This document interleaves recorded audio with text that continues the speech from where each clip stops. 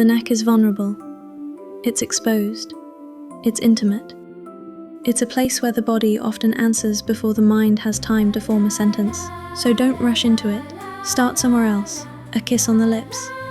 A slower breath, the cheek, the corner of the jaw. Then, only then, the side of the neck, just below the ear. Not hard, not fast.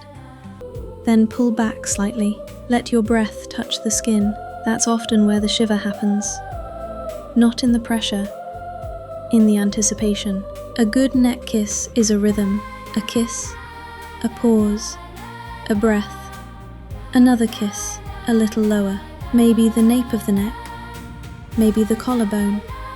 Maybe back to the lips. Don't turn it into a GPS route.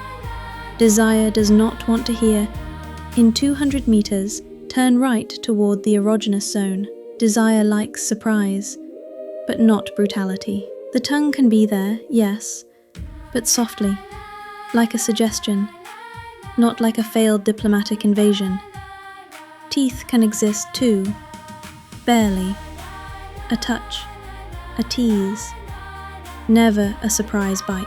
And above everything else, listen to the other person's body. Does their breathing change? Do they tilt their head?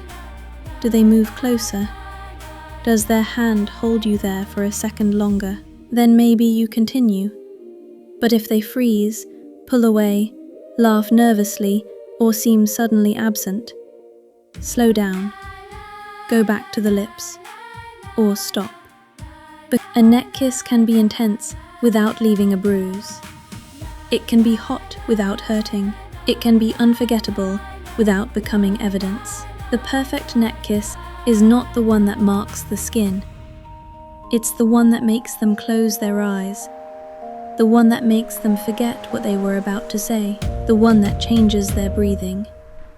Not harder, more present.